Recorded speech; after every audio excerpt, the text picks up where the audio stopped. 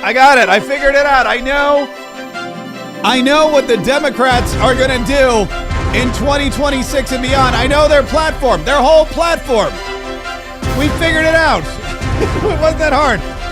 In order to win in 2026 and 2028 and beyond, the Democrats are simply just going to yell the F word for the next 4 years. That's exactly what it is. That's their whole platform. The entire Democrat Party, their entire agenda, everything that they've come up with, all of their advisors, all of their experts, all of their research, all of these brilliant political minds, so-called, who have come up with these winning campaign strategies. Now they're saying to themselves, we know how to beat President Donald Trump and whoever he chooses to replace him in 2028. We know how to get back the House of Representatives in 2026. We're just going to scream the F word for the next 2 years. And I'm not just talking about Hunter Biden, although Hunter Biden, holy cow, I pulled another. There's more Hunter Bidens. Yesterday we played you the Hunter Biden clip where Hunter Biden was going off about how basically he was unhinged about how he was going to become president. And when he became president, he was going to invade El Salvador. I don't know if you remember that. That was one of the finer moments. I got to be honest with you. Well, he's at it again. There's more of this interview that's coming out, and he's ripping into his entire party, and he's just basically dropping the F-bomb to talk about how inconsequential the Democrats have become. I kind of agree with him. Him, and everybody around him. By the way, he's talking about George Clooney in this clip because you may remember George Clooney went to a fundraiser with Joe Biden and Barack Obama, and he was on stage with Joe Biden and Barack Obama, and George Clooney was telling everybody, vote for Joe Biden. Joe Biden. He's our man. If he can't do it, probably anybody else in the world can. And what happened was, after like 2 weeks later, he put out this whole full-page ad in the New York Times saying, you know what, Joe Biden is not mentally there. He's not the guy we thought he was. I can't, in good conscience, recommend that Joe Biden be the next president of the United States or continue to be president of the United States. And Hunter Biden's not happy. Him, and everybody around him are not to be nice. Number one, I agree with Quentin Tarantino. George Clooney is not a actor. He is I don't know what he is. He's a brand. And by the way, and God bless him. You know what? He supposedly treats his friends really well. You know what I mean? Buys them things. And he's got a really great place in Lake Como. And he's great friends with Barack Obama. F*** you. What do you have to do with anything? Why do I have to listen to you? What right do you have to step on a man who's given 52 years of his life to the service of this country and decide that you, George Clooney, are going to take out basically a full-page ad in the New York Times to me and James Carville, who hasn't run a race in 40 years, and David Axelrod, who had one success in his political life, and that was Barack Obama. And that was because of Barack Obama, not because of David Axelrod. I'm going to be honest with you. I'm all here for the revamping of Hunter Biden's political career. I'm all here for Hunter Biden in the spotlight. If anything, if this interview taught me anything, it's that, man, I want more Hunter Biden in my life. I want more Hunter Biden speaking freely about all the Democrats that he hates. He's basically ripping apart his entire party. I had to cut it off because I didn't have any more time to bleep it. But he ripped into the Pod Save America guys. He ripped into David Plouffe. He ripped into everybody. And if you let Hunter Biden, in fact, I'm going to try to get Hunter Biden. In fact, you know what? It's a great idea. I'm going to try to get Hunter Biden on this podcast. I'm going to see if I can get him into a tirade. That'd be amazing. I would even fly out to where Hunter Biden is to try and talk to him because I think that whatever I can do to keep Hunter Biden in the spotlight, it's great content for me. As long as I take enough time every single day to edit it appropriately. But that's their whole plan.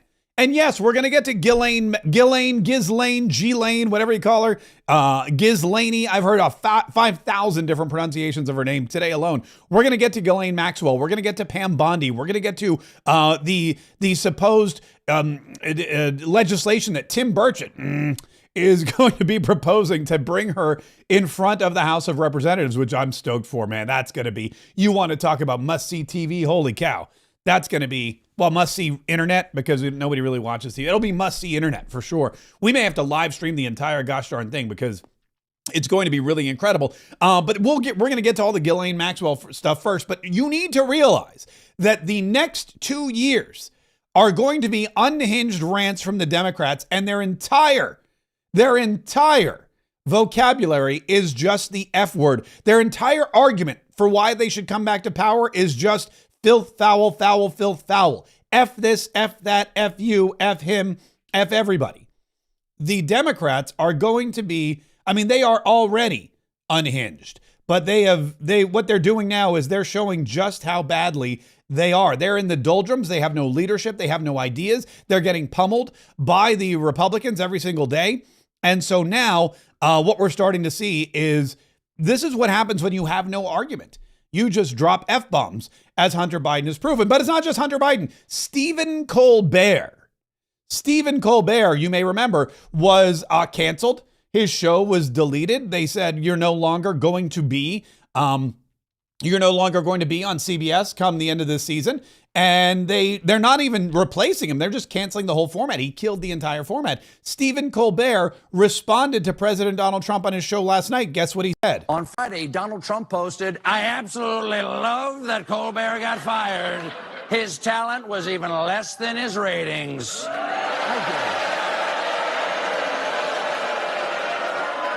How dare you, sir? Would an untalented man be able to compose the following satirical witticism? Go yourself. There it is. See? There it is again. Hunter Biden. Oh, that's my text message. Hunter Biden and Stephen Colbert dropping F-bombs. That's not all. Jon Stewart, the man who gave birth, well, not literally, but gave birth to Stephen Colbert's sordid career. Listen carefully to his response to CBS and to everybody else. I've got but one thing to say. Just one little phrase. You tell them.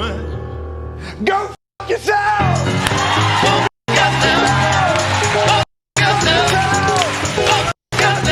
Yeah, he brought out the whole gospel choir and they just sang it over and over and over again. And this isn't the first time we've heard it. Jasmine Crockett. How many times have we heard her drop the F-bomb? How many times have we heard other Congress people just start laying into these profanities? They have no argument. They have no ideas. They have no way forward. This is a party in peril, and that's why they're just yelling. They're just dropping the F-bomb. Every time somebody gets in their way, every time somebody challenges them, it's just, oh, F you. Him, and everybody around him. I don't have to be nice. And you never were. So there you go. Anyway, Donald Trump, by the way, had some more words of wisdom about late night television because, President Donald Trump, he a very successful television celebrity himself with The Apprentice.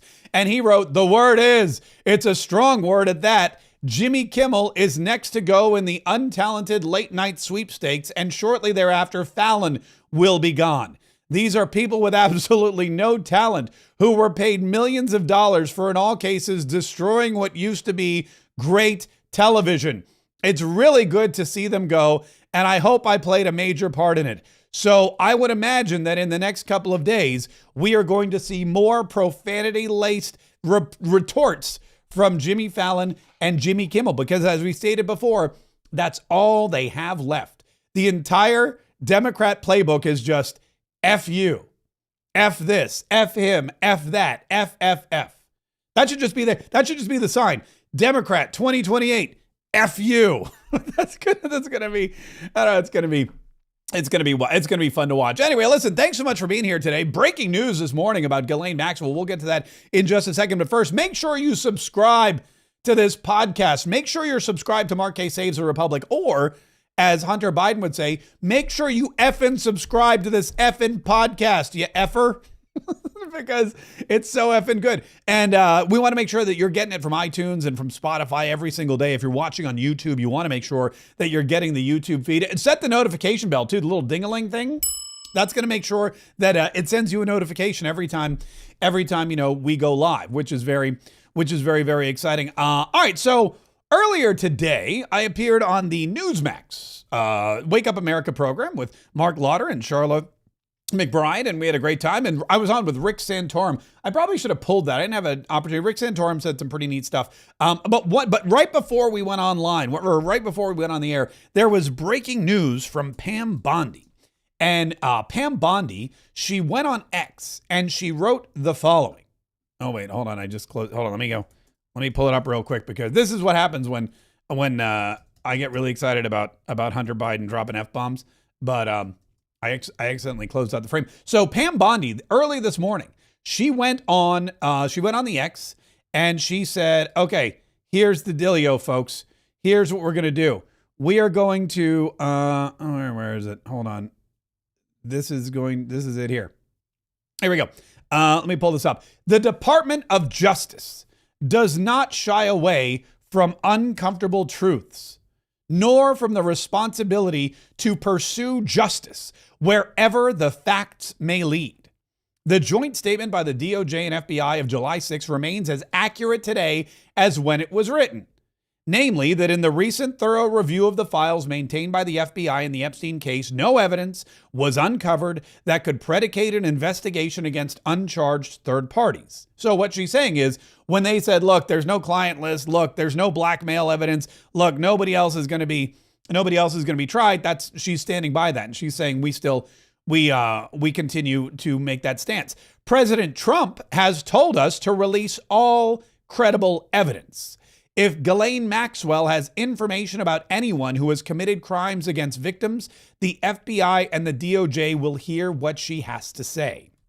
Therefore, at the direction of Attorney General Bondi, I have communicated with counsel for Ms. Maxwell to determine whether she would be willing to speak with prosecutors from the department.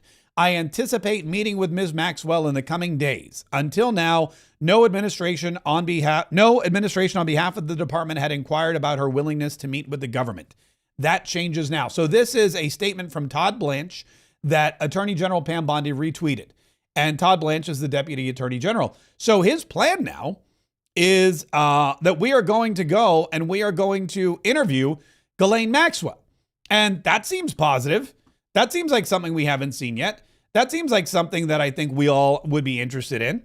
But then there's more, because not only is there the Department of Justice that is interviewing Ghislaine Maxwell, but there has also been a movement to get the House of Representatives involved. And our good buddy, Congressman Slingblade, aka Tim Burchett, just introduced into the House of Representatives a movement to have Ghislaine Maxwell. He wants to authorize a subpoena through the Judiciary Committee to have Ghislaine Maxwell appear for a deposition. Look at this. He wrote, I love it. He wrote, "It's about to get real. I just did this. Mr. Chairman, I move to direct the chairman of the full committee to authorize and issue a subpoena for Ghislaine Maxwell to appear for a deposition." Here's his actual full statement. Hey everybody, Tim Burchett, just leading oversight subcommittee. Oversight. Government operations. Hey brother. Asked some questions to about the GAO, their bid process, but the important thing was that I did a motion to direct the chairman of the full committee to authorize and issue a subpoena for Ghislaine Maxwell to appear before a deposition. And that's it right there. I had it printed out, so I made sure I do it appropriate. Talked to Chairman Comer. He's down with it. We're good. I believe he's going to issue the subpoena. He's a stand-up guy. We just got to get to the bottom of this thing, folks. It's just, it's 4 years, and we don't need to tolerate this stuff anymore. And I get the blowback about folks up here are going to be mad at me, but ultimately, and with all sincerity, excuse me, I'm going to answer my creator on this issue and what we did about the least amongst us. And we got to send a message to these dirtbags that do this. This is not acceptable behavior. And also a message to the victims that we believe you and that you need to come out of the shadows, and we need to bust these people that do this and send them to hell, because I'm over it. Anyway, before I get myself in any more trouble, thank y'all for sending me here. I mean, is there a better person in Congress at the moment than Tim Burchett? Is there a Congressman of the Year award? Because if there isn't, there should be. Maybe I'll create one. Tim Burchett says, look, it's been 4 years. We got to get to the bottom of it. First of all, he wrote it down so that he wouldn't he wouldn't forget it. That's why it was written down on that sheet of paper. He's like, I wrote it down. Didn't want to mess it up. I went to James Comer oversight. I said judiciary earlier. I meant oversight. And because I went into the oversight committee, I read it verbatim, and Chairman Comer agrees with me. And Chairman Comer is going to issue a subpoena for Ghislaine Maxwell to come and testify before the House of Representatives. How long have we been waiting for Ghislaine Maxwell to come and testify in front of the House of Representatives? A very long time. And this will be very interesting for a couple of reasons, which I'll get into in just a minute. But the other thing is, he said, look, I know people are going to be mad at me. I know there's people up here that are going to be mad at old Tim Burchett, but I answer to my creator. He doesn't even say the people back home in Tennessee. He's like, look, I'm not. That's the thing I always say. I represent the people. When I go to Congress, my big thing is always like, look, I got to represent the people of District 5, of Florida's 5th District. But really, you got to answer to your creator too. And luckily, the people here in Florida's 5th District believe that and understand that and know that God, family, district, country. I think that's the Marine Corps thing, right? God, country, unit, corps. Maybe that's it. God, country, district, corps. That's gonna be my mantra moving it. I think there's Marines out there who I know are gonna set me straight if I screwed it all up. But Tim Burchett is saying, look, I got to answer my creator, and I don't care.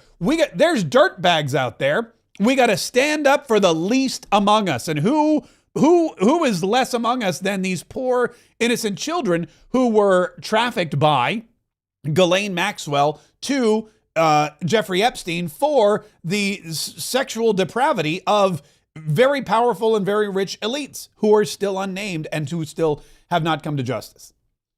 Tim Burchett's like, I don't care who's mad at me. We got to stand up for the least among us, and I got to answer my creator. And you know what? We have to send these people not to Leavenworth, not to Alcatraz, not to prison, to hell, is what he says. With all sincerity, excuse me, I'm going to answer my creator on this issue and what we did about the least amongst us. And we got to send a message to these dirtbags that do this. This is not acceptable behavior. And also a message to the victims that we believe you and that we need to come out of the shadows, and we need to bust these people that do this and send them to hell, because I'm over it. We got to bust these people that do this and send them to hell, because I am over it. I'm voting personally. When I win my election to the House of Representatives, when I get there for my very first vote, which will be for Speaker of the House of Representatives, I may have to vote for Tim Burchett, because that guy encompasses everything that everybody should want in a representative. That guy encompasses that. He doesn't speak for the elites. He doesn't speak for anybody but, his creator and his district. He doesn't care who doesn't like him.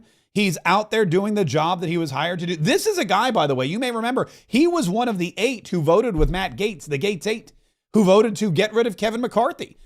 He's been on the right side of pretty much every issue, and I have to look up some of his voting records, but I'm pretty sure he's got one of the most conservative and constitutional voting records in the House of Representatives. I will emulate Tim Burchett when I get to Congress, because if we had 220 Tim Burchetts, we would have no problem in the House of Representatives, no problem in the country. That's my firm opinion, and I stand by it. By the way, we're down to 219. I don't know if you know this. Mark Green from Tennessee, this guy, you want to talk about a clown show. Mark Green from Tennessee has left Congress early so he could go get a job that pays him a lot of money. And look, I'm going to be honest with you. I've sit here all the time and I talk about how career politicians are bad, and I don't want career politicians and term limits. And that's true. I don't want career politicians, but I don't want you leaving your term early because you get a better job in the private sector. You should run, you should serve, and then when your service is complete at a regular stopping point, like, between the two Congresses, after the election, Trump's big, beautiful then bill has passed in the House. We say appears what is happening? Because until that is official. Here we go. Then what I want you to do is I want you to go back to the private sector. But Mark Green is like, you know what? I got a really cush job offer. I can't pass it up. I'm going to take it. Couldn't even wait till the end of the Congress. Makes what is a very small majority for the Republicans even smaller. I mean, you want to talk about an opportunist. There's just too many of these opportunists in Congress. If they're not using their power as Congress people and the information they get as members of these committees to benefit themselves, then they're just ditching out on their responsibilities to go get these cush private sector jobs even before their terms are up. He wrote, "It's with a heavy heart and a heavy wallet that I announced my retirement from Congress. Recently, I was offered an opportunity in the private sector that was too exciting to pass up. Whatever happened to sacrifice? As a result, today I notified the Speaker in the House of Representatives that I will resign from Congress as soon as the House votes once again on the reconciliation package," Green said. He voted on the package last week, and he submitted his resignation. His last day was Sunday, July 20th. And that means that we now have a slimmer majority in the House of Representatives than we did before. A slimmer majority in the House of Representatives because Mark Green decided it was time for him to go and make bank instead of representing the people that put him in place in the House of Representatives through the end of the term. There's there's more. There's a whole bunch of Ghislaine Maxwell stuff. Apparently the Todd Blanche interview is happening. Todd Blanche will be interviewing Ghislaine Maxwell. Apparently her lawyers have already agreed to it. So that's something that we don't have to wait on. I don't know how much of it we're actually going to be privy to. I don't know what kind of information we're going to get, but that is the goal. And then of course, if this subpoena is released for Ghislaine Maxwell, she'll be appearing in front of the House of Representatives. And that is something definitely to watch because look, Ghislaine Maxwell, it's very interesting. Ghislaine Maxwell is very, hold on. Wait, pause. I got a text message from our moderator. Hang on. I forgot my hat. Thank you, Julie. I just got a text from the moderator. I'm not wearing my hat, which is true. I took it off and now this is why we have moderators. This is why Mark Kaye Saves the Republic is a team sport.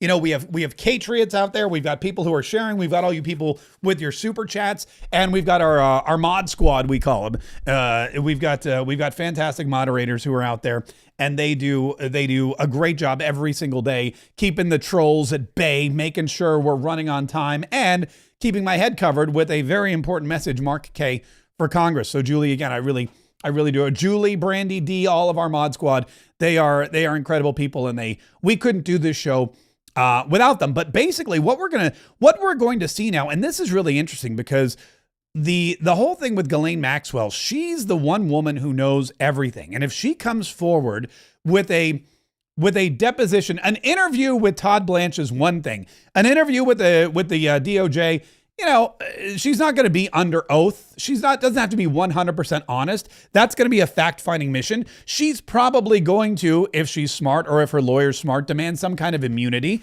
I mean, think about this. This is probably something she's been waiting. Wait, now my hat's crooked. She's been waiting for years now. She's been waiting for someone to approach her and say, hey, look, what do you know? Who do you know about? What kind of evidence can you give us?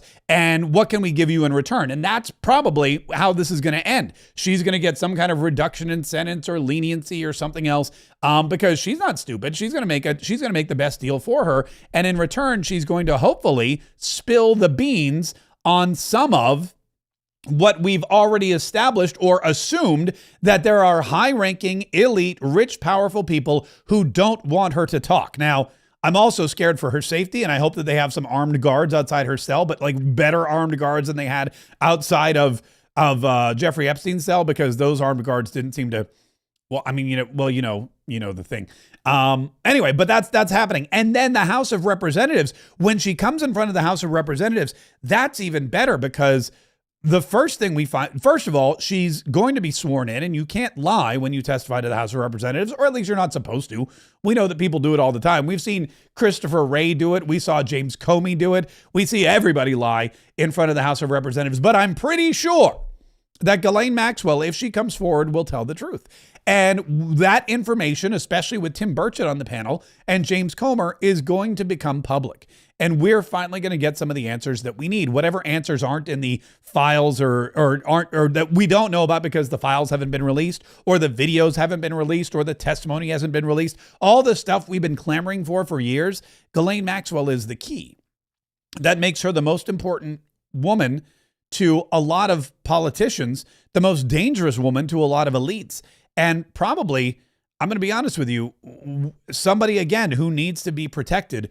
And I'm hoping that Tim Burchett and James Comey and Pam Bondi and Todd Blanche, I hope they all have some kind of fail-safe mechanism to keep this woman safe. Because look, we all know what happened to Jeffrey Epstein, and we don't want that happening to her before she can testify. Also, the other interesting thing about this is I've heard Benny Johnson, I was watching a little bit of his stream earlier today, and he said that people he talked to inside the Department of Justice, and I don't know who it is, said that the story we're hearing is totally backwards from what the truth is. And when the truth comes out, we're all going to go, oh, I don't know what that means. He doesn't know what that means. Nobody really knows what that means. That could be misdirection. We're not really sure. Nobody really knows a gosh darn thing is what I'm starting to learn. But it is, it's going to be something that I think in the long run, down the road, I think we're going to see some information come out that hopefully will placate MAGA and will end up with not the end of the Jeffrey Epstein situation, but the beginning. I'm sorry, not the beginning of, but the end of the Jeffrey Epstein situation, or at least, I mean, we know it's going to create more questions. Now, a lot of people are interested in the MLK files, which were released. And I know what the people are saying. I know the people are saying, well, Donald Trump is going after Obama, and Donald Trump is releasing the MLK Jr. files because he's trying to throw people off the scent of Jeffrey Epstein. He's trying to get people to forget about Jeffrey Epstein because Elon Musk said he's in the Epstein files. Look, I understand how you could think that way. And I don't think that way for a couple of reasons, because Donald Trump is always doing 19 things at one time. Donald Trump makes 42 orders in a day. Donald Trump gets on a plane and he flies down to this place to tour hurricane ravaged fields. And then he gets back to Washington, D.C. and then he signs 3 executive orders. And then he gets on the phone with Putin. And then he wakes up the next morning and goes to the Rose Garden. And then he meets with championship teams. And then he's meeting with Gold Star families. And then he's signing more executive orders. And in the meantime, he's yelling and screaming at Volodymyr Zelensky. Donald Trump multitasks, and he's got a huge administration that is doing everything that he wants them to do 24/7 around the clock. So while I know it feels like we are moving slower on Jeffrey Epstein than anything else, I don't think that the MLK files and the Obama files or the Obama, DNI, Tulsi Gabbard declassifying these Obama things, I don't think that's a way to throw off the scent. I think it's just the pace that Donald Trump moves at. And the Martin Luther King Jr. files, I'm going to be honest with you, are pretty interesting if you do take a look at them, because what they've done is they've declassified 200,000 pages of surveillance records. And this is important, and I'm going to tell you why Donald Trump did this. This ties in my humble opinion, to the Obama scenario.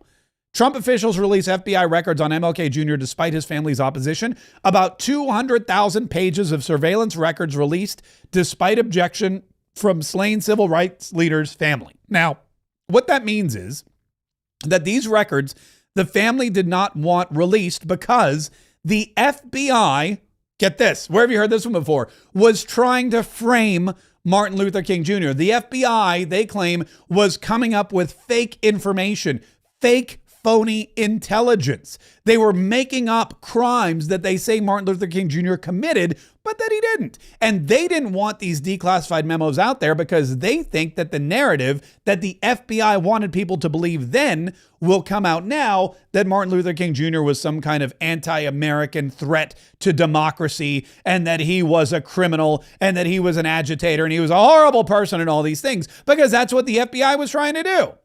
And I believe that Donald Trump and Tulsi Gabbard and the current administration are releasing these files to show, see, this is what the FBI is capable of. This is what the FBI does. They did it to him, and now they're doing it to President Donald Trump. They did it to Martin Luther King Jr. They've done it to probably countless other people, and now they're doing it to President Donald Trump. They've been doing it to President Donald Trump for years.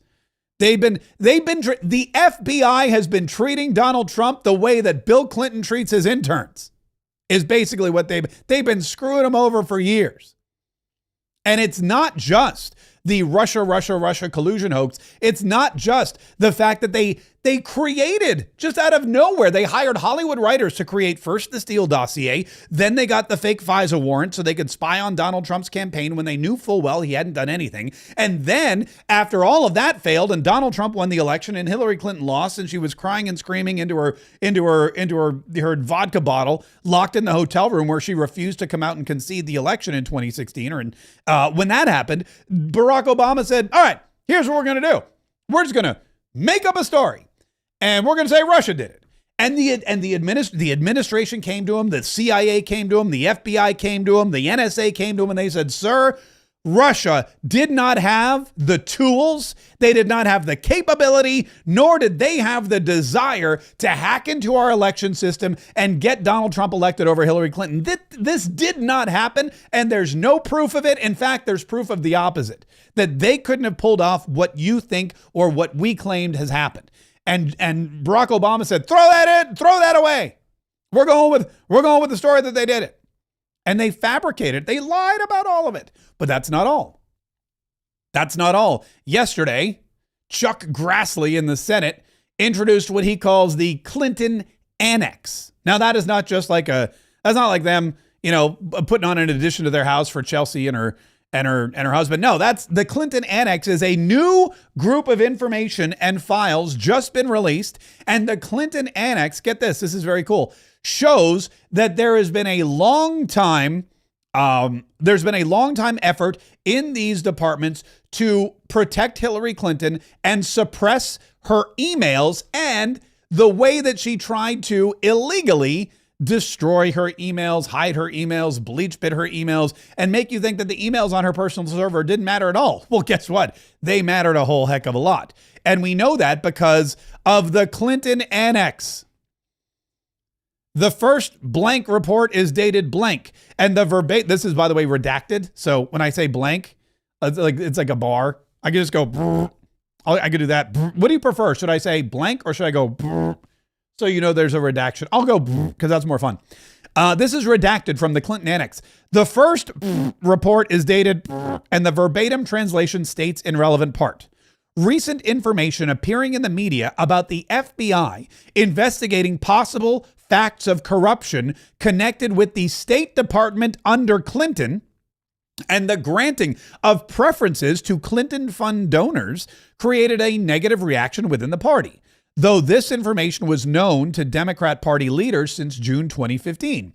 According to Debbie Wasserman Schultz, so far the FBI does not have any hard evidence against Hillary Clinton because data was removed from the mail servers just in time.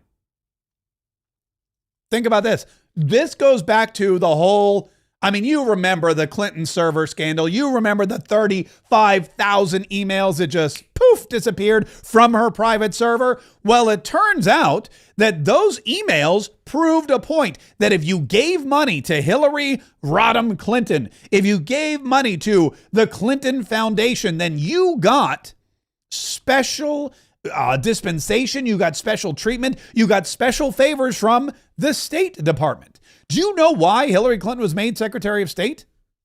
This is why. This was all planned. Hillary Clinton wanted so bad to be president in 2008. That's the only reason she moved to New York to take over Patrick Moynihan's seat. That's the way she packed up her carpet bag, went from Arkansas to New York, became the senator, just like that, served her senatorial term because she decided she was going to be the next president. And then lo and behold, the polls came in and nobody liked Hillary. They liked this African-American senator from Illinois.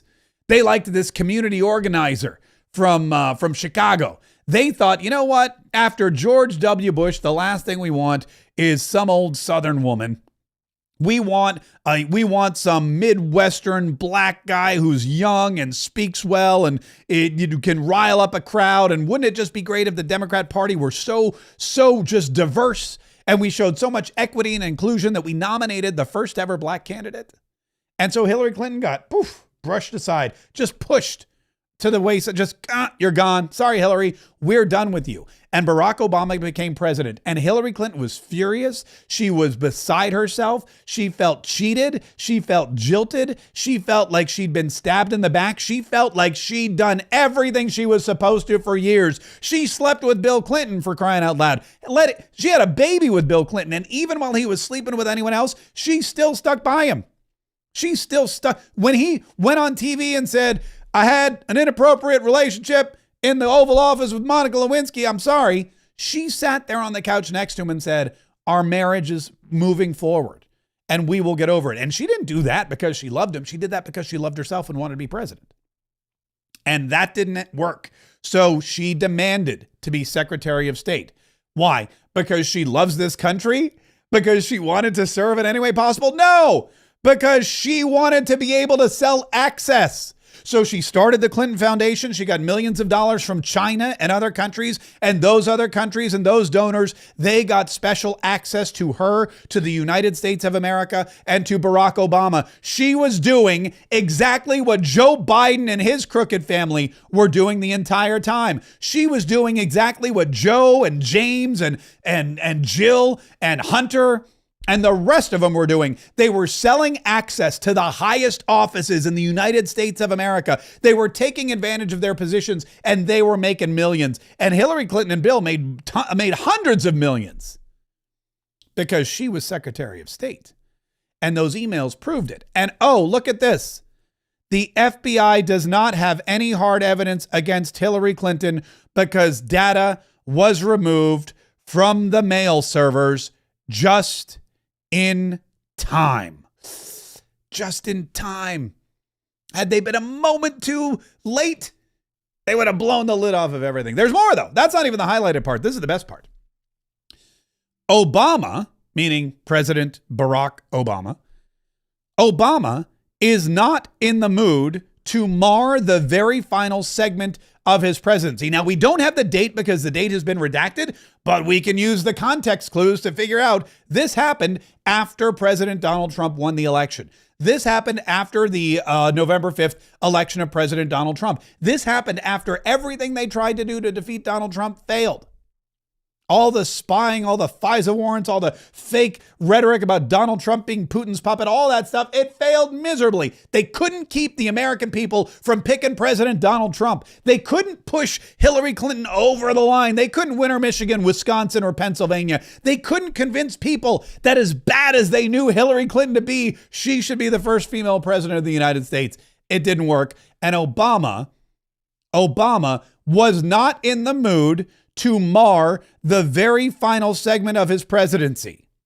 His legacy with a scandal around a leading nominee for the Democratic Party. So Barack Obama is like, look, I'm not going to ruin my life and my legacy because Hillary Clinton sold her soul and her State Department and her country to the highest bidder.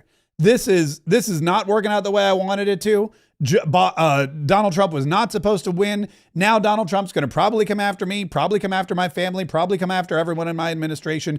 And Hillary Clinton's going to muck up my legacy with her silly scandal.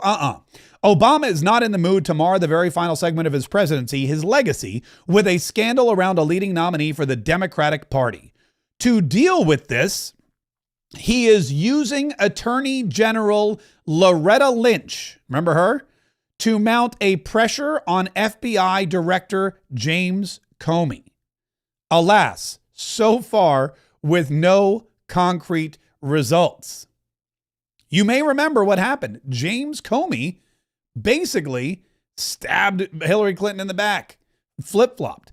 Comey is leaning more to Republicans, and most likely this was before the presidential election. This was right before the presidential election. This was before Hillary Clinton lost, but Obama at the same time saw the writing on the wall and did not want his legacy besmirched. Okay, I see. Comey is leaning more to Republicans, and most likely he will be dragging this investigation until the presidential elections in order to effectively undermine the chances for the Democrat Party to win in the presidential elections.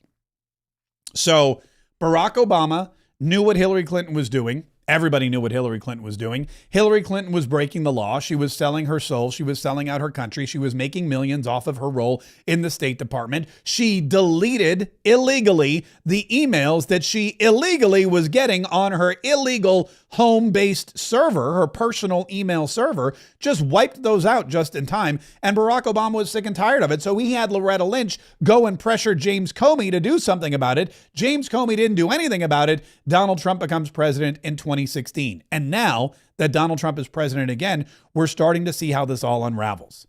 So you can imagine that Barack Obama, knowing what he knew about Bill Clinton, knowing what he knew he'd done, wanted to stop Donald Trump at all costs. And that is why they didn't want Donald Trump back in the White House. That is why Russia was a thing. And it didn't just stop there.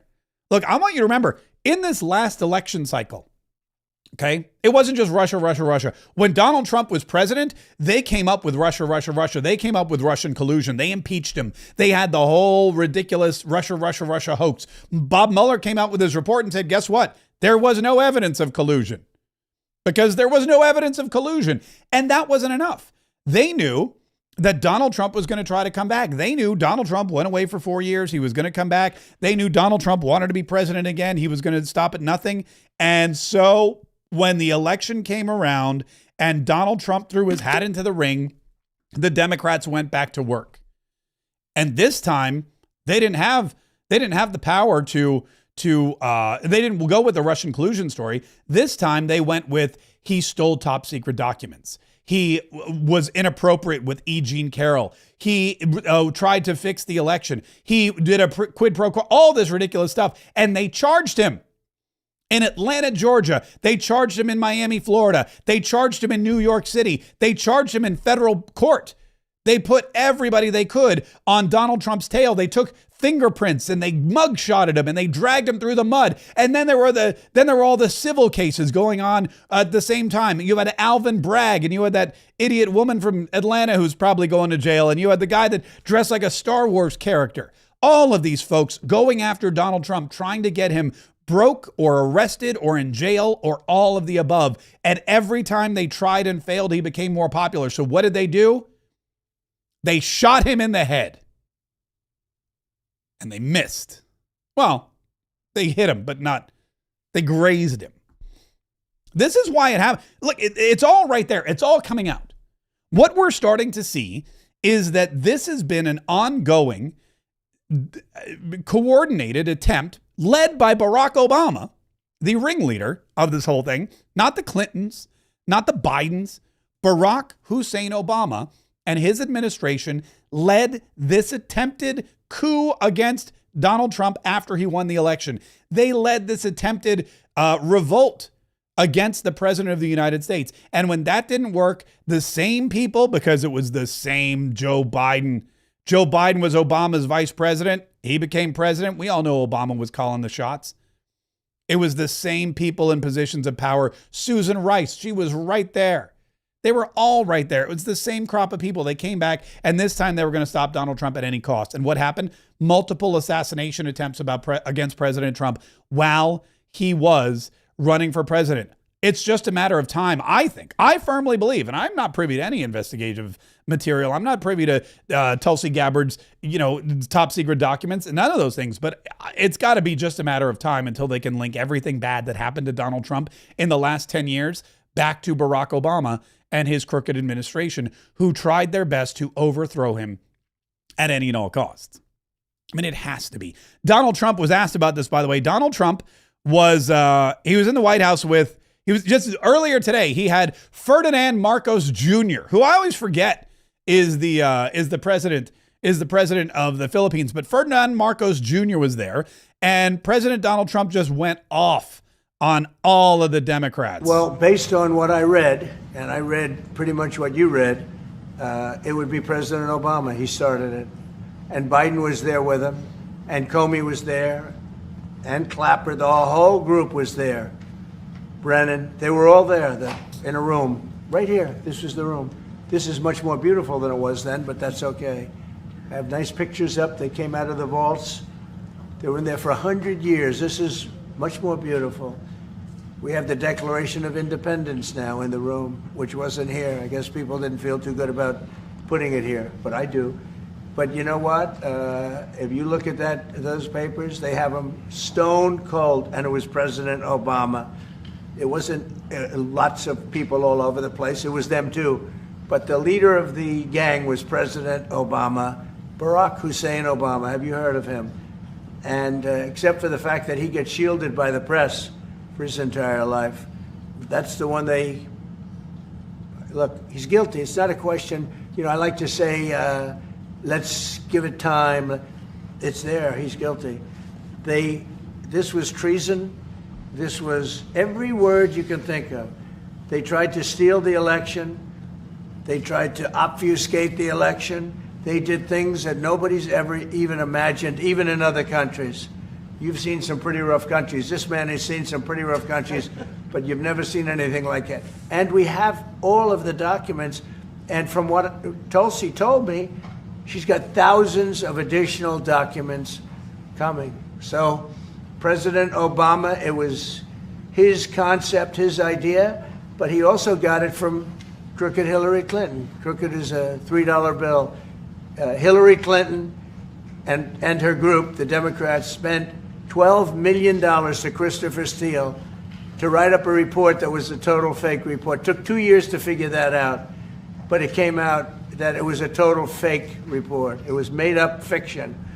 And they used that. Now, the one thing they weren't able to do was to, and probably the only thing I respect about the press in years is the press refused to write it before the election. They refused to put it in. The Steele report was a disaster. All lies, all fabrication, all admitted, an admitted fraud. She paid $12 million, and the Democrats, for that report to a wise guy named Christopher Steele. He wrote a phony report, and they wanted to get that report in before the election. And I'll tell you what, I talk about all the time, the fake news, how bad it is. But in this case, they wouldn't do it. They saw it, they read it, and they said, we don't believe it. And it was only after, substantially, like a month and a half after the election, that it got printed, and it was a big wisp. It was just like a bang of nothing, because the election had ended. If that report had gotten published by the New York Times or somebody, and I respect the Times for maybe only this, because they're crooked as you can be. They're a terrible paper, a crooked, corrupt paper.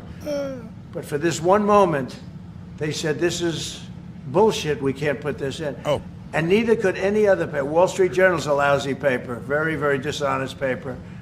As you see, I'm suing them for a lot of money because they do things very badly. It's got a nice name, but it's really, in my opinion, it's a terrible paper. And it can be corrupt. But just so you know, they didn't take the Steele report. It was the dossier. Remember the famous dossier? I called it the fake news dossier.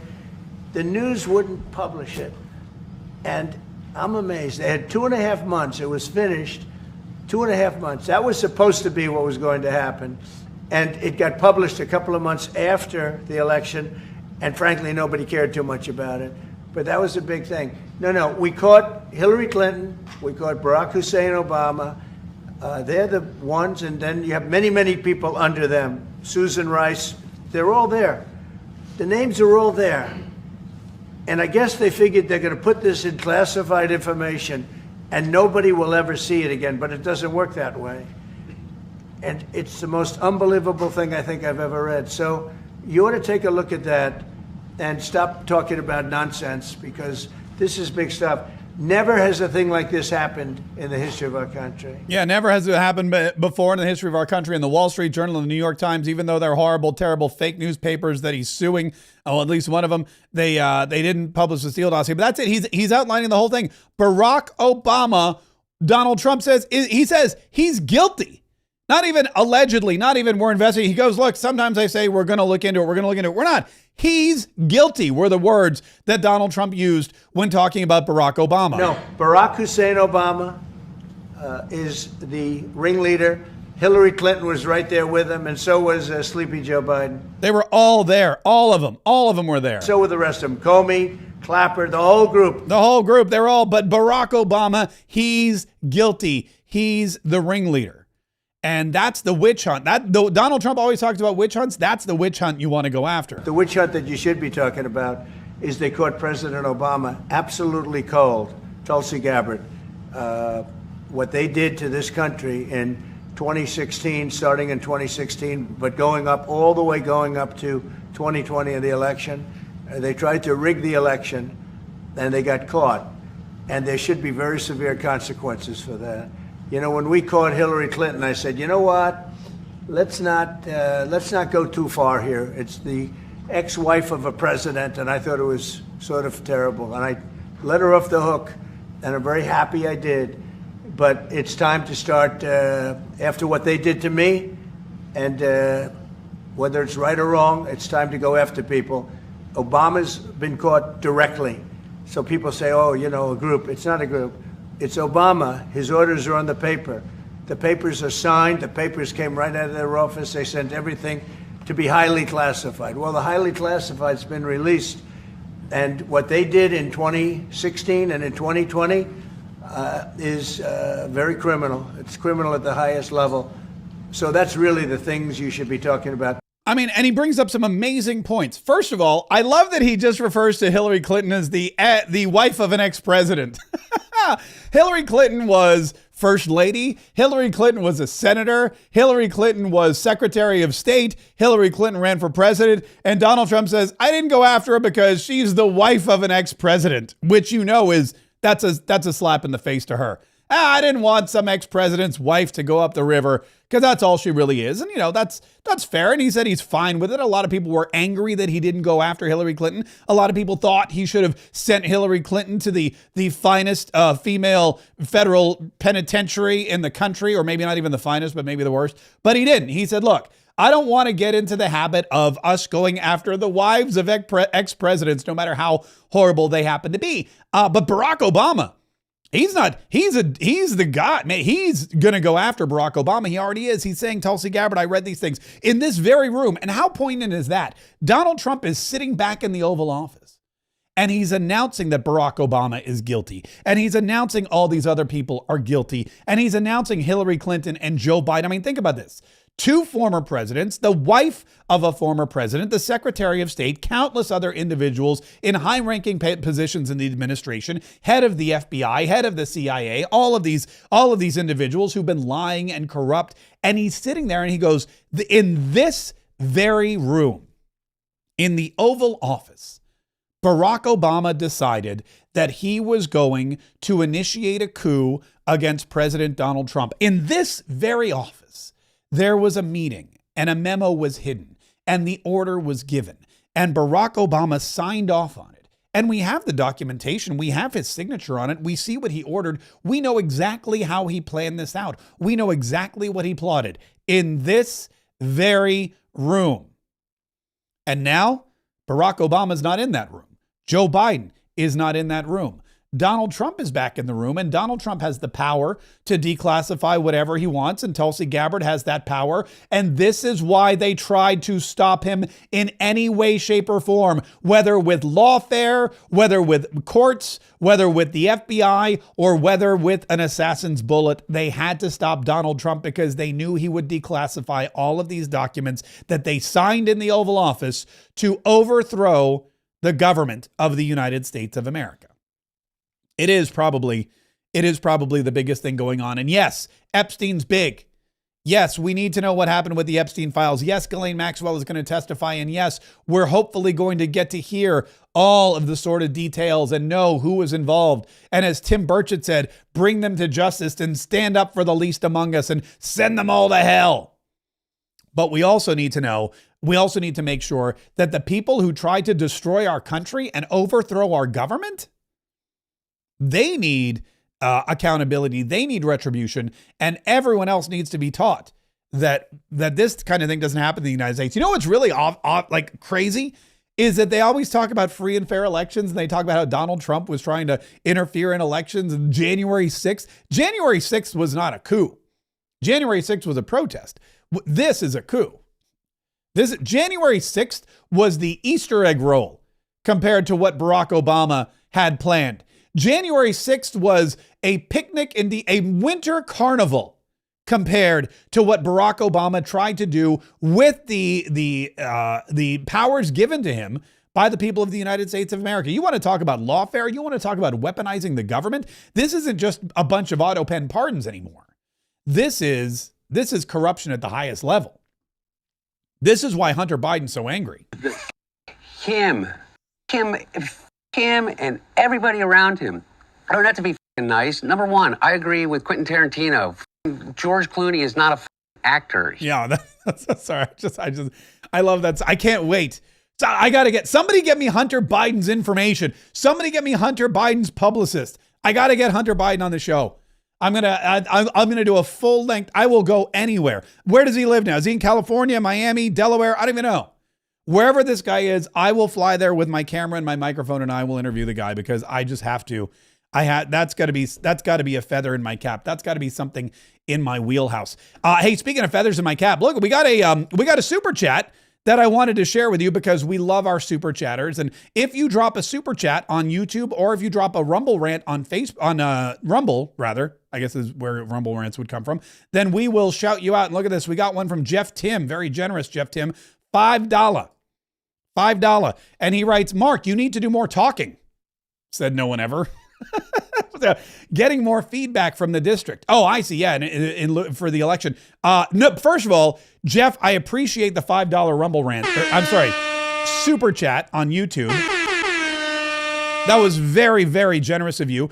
You are, first of all, the only person in the history of the world who's ever told me to do more talking. Swear to God, no one has ever said, "Hey, talk more."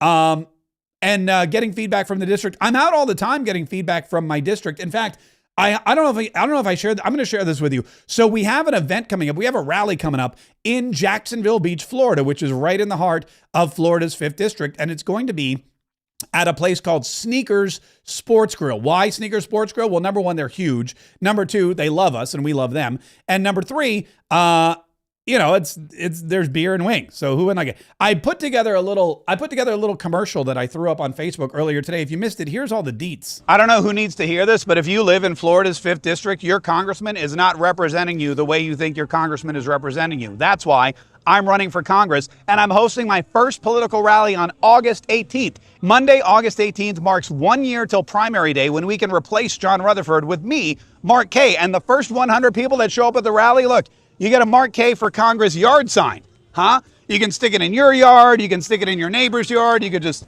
spin it on the street corner like those guys who sell mattresses. You can do whatever you want with it, but only if you're right here at Sneakers Sports Grill in Jacksonville Beach on August 18th for our 1 year countdown. That officially begins the Mark Kaye for Congress campaign with our very first rally. Bring everyone you know. Let's see. Woo! Maybe we can get someone to honk. I did not get someone to honk, by the way. There was no honking. I wasn't out there that long. But all the details are on my Facebook page. In fact, we have an official Facebook announcement. So you can go there and you can RSVP and you can let us know, yes, I'm coming to this event. Mark Kaye for Congress, countdown to primary day. Look, we have 112 people who've already responded. It's going to be at Sneakers Sports Grill in Jacksonville Beach, Florida. It's going to start about 6 o'clock, probably go till about 8 o'clock. We're going to have some amazing guest speakers, and we will have yard signs. And the first 100 people, because we only have our first batch of yard signs is 100. So I'm bringing all the yard signs. I'm not even keeping one for myself. I'm bringing all the yard signs. And if you're one of the first 100 registered Republicans that shows up at Sneakers Sports Grill, then you get a Mark Kaye for Congress yard sign, which I'm very excited about. And you can see there's a little map. You can see, oh, look, it's going to show you some of the people. There's a motorcycle. I don't know what that's all about. But you can go see. And in fact, let's go see. Let's go see who's coming. Not 18 people are coming. Oh, that Liberty lady, Angelica, Milena, Tanya, Patty, Angel's going to be there. Josh and George, Donna, Chandler, Kelly's coming. Robert, look at this. It's going to be a party. Jazz Ann will be there. So far we got a bunch of people, and we've got A bunch of people interested. Look at this. 93 people are interested. They haven't yet committed yet. I know her, Hannah Guile. They haven't yet committed, but they're interested in going. They just have to check their schedules. It's about a month away. But if you're interested, head to our Facebook page and let us know that you're coming. The first 100 people will get a Mark Kaye for Congress yard sign. Incidentally, I made a bunch more of those. I made another one here. There's one where I run up with the sign. Let me know what you think of this one. Can you see my sign? Hang on, I'll come closer. Can you see it now? It says Mark Kaye for U.S. Congress, and we're I had it. So you can see I had a lot of I had a lot of fun out there. We also got a Rumble rant, which I need to share with you here. This is cool. This is from R. Lewis 937, and R. Lewis wrote, "Love the stream and podcast. I often re-listen over the weekends because things move so fast these days. I'm happy to be an ambassador for Mark Kaye Saves the Republic in my area of Dayton." Rick in Ohio. Rick in Ohio, thank you so much. Rick Lewis, 937, with a $10 Rumble rant. So that is really very generous. We really do appreciate that. We appreciate all of our Rumble ranters. We appreciate all of our YouTube super chatters. We got yet another one. Christiane Haggerty wrote, "You awesome." Thank you, Christiane Haggerty. You awesome as well. And she dropped $5 for the cause. So listen, there's so much news. There's so much stuff breaking. I didn't even get into like everything that I wanted to talk about today. In fact, there was one more thing that I probably should have mentioned before. Oh, Adam Schiff. This is a story that isn't going to go away either. Adam Schiff, Donald Trump mentioned him too in his Oval Office press conference about his crooked real estate dealings. And did you notice? I mean, the biggest criminals, the most blatant criminals are all in the Democrat Party. One more thing on Adam Schiff. Director Pulte reports that Adam Schiff claims he lived in a one-bedroom apartment. How does a family of four, and you're a developer, a very successful developer, how does a family of four live in a one-bedroom apartment? No, it looks like Adam Schiff really did a bad thing. They have him. Now, let's see what happens. It's not up to me. I stay out of it purposely. But it's mortgage loan fraud. It's a big deal. He defrauded banks and insurance companies and the federal government. But it's very simple. It's mortgage loan fraud. And you're right. That's a lot of people to live in a one-bedroom apartment, right? But he put it down. But he has a lot of other things far worse than that. So, no, Adam Schiff, they have him 100% on mortgage fraud. Now, if it was anybody else in this room except you would have no problem. But anybody else in this room, you'd have a problem. I'd have a problem. I don't know who he was pointing. I'm imagining he was pointing to maybe the Wall Street Journal or the New York Times or somebody like that. But basically, what Donald Trump is saying is Adam Schiff, a sitting senator from California, no shock there, he's got a big problem. There's evidence that he committed mortgage fraud. He declared that he had a primary residency in Maryland and a primary residency in California. And you can't have two primary residences. You get a break on your mortgage if if you buy a house and you claim it as your primary residence, you get a better deal. But you can't do that twice. You can only have one primary means number one. You can't have two primaries. There can't be two primary residences. There's one. I guess the Democrats had two primaries in 2024 because in the first primary, Joe Biden won. And in the second primary, Kamala Harris won. But maybe that's what Adam Schiff was thinking. He was like, well, if Joe Biden and Kamala Harris each had a primary, maybe I can have two primary residences. But it's there. It's all right there in black and white. It's in paper. He's been busted. Will anything happen? Probably not. Why? Because he's a Democrat. And this is what you have to understand. The reason why Democrats run for office is to take advantage of the United States of America, game the system for financial and political glory and gain, and then use their power and their influence and their allies and all of the cronies who they get into these crooked dealings with. They use all of those people to protect themselves. And what happens when someone like President Donald Trump comes in is that layer of protection is gone. Poof. It's destroyed.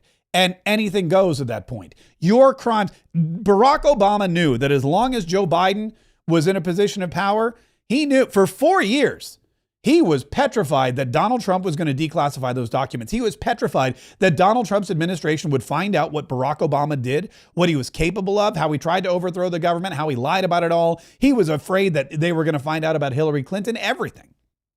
They thought, man, that's going to be huge news. But the impeachment stymied all of that, and they bought themselves some time. And then they had COVID, and then they inserted Joe Biden. And Joe Biden was nothing more than a finger in the dike. And Joe Biden was there to stop the floodwaters from breaking the dam and drowning Barack Obama and the Clintons and everyone, and Joe Biden. It was that Joe Biden was not the best man for the job. Joe Biden was not the person they thought could be in charge of the United States of America. Joe Biden was not the guy that they wanted to be president, but they knew that Joe Biden was in their club. Joe Biden was one of them. Joe Biden had skeletons in his closet. Joe Biden was just as guilty as they were. And so what we see is that they picked Joe Biden because he was the only one that they could put in that position that would keep the lid on all of their wrongdoing, because he was just as crooked as everyone else. Pete Buttigieg, Bernie Sanders, could they have done a worse job than Joe Biden? No. This water bottle could have done a better job than Joe Biden. Pete Buttigieg, as weird as that guy is, probably would have been a better president. Bernie Sanders, as old and socialist and crooked as he is, probably would have been a better president. But they weren't implicated in Barack Obama's crimes. They weren't implicated in the Clinton email scandal. They weren't implicated in anything that the Obama administration had done, because remember, Joe Biden was part of the Obama administration, and Joe Biden was just as guilty. He was selling influence just like Hillary Clinton was. You had Biden Inc., with Hunter Biden going around to these lavish dinners and getting the big guy on the phone, threatening people via WhatsApp message. You remember all that. It's the same scam that the Clintons were pulling with the Clinton Foundation. They were all under one big tent. And that's why they tried to stop Donald Trump. And that's why Joe Biden became president, because he was the only one that would have stopped the bleeding. And now that ship has sailed, and all the rats are about to drown in the ocean. I'm really excited about it. Listen, before we get out of here, markkforcongress.com is our official campaign website. And we're getting everything together. Everyone's like, what's your platform? I go, well, we're going to get to the platform in a minute. They say, well, where are your events? I go, we're going to get some events in a minute. How can I volunteer? All of that's coming. But really, the first thing we're focused on is raising as much money as possible. There's an old saying in politics. It's a horrible saying. It sounds weird, but it says, early money is like yeast. It helps raise the dough. I think that's from The West Wing or Angie's. I don't know. It's from some place. Some Democrat came up with it. It's a horrible saying, but it also happens to be true. Early money is like yeast. It helps raise the dough. And we need to raise a lot of dough, because we have already been outraised 50-1. We have a guy who came into this race with $250,000 in cash just sitting in his bank account.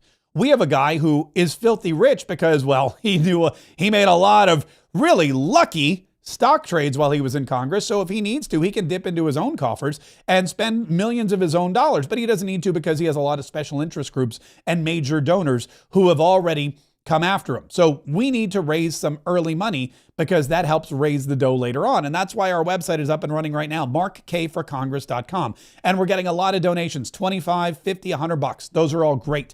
We appreciate every donation you can make. If you can go there today, in fact, if you could go there right now and make a donation, it's going to help us. It's going to help us have more rallies and more yard signs and more cards and more stickers and get the word out and raise even more money. And then we'll be able to advertise on Facebook, and then we'll be able to bury the rhino, retire John Rutherford, and bring back combative constitutional conservatism, states' rights, small government, keep your money, no taxes, kind of conservative leadership to the United States Congress, at least in Florida's 5th District.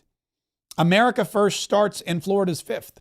And this all begins with your donation. So whatever you can do, please go to markkforcongress.com, make a donation today. There's a link in the bio or the description of this video. And don't forget to subscribe, because that's really one of the best ways that you can help out, is by subscribing to this podcast, listening every day, and spreading the word. It's going to take so much of us.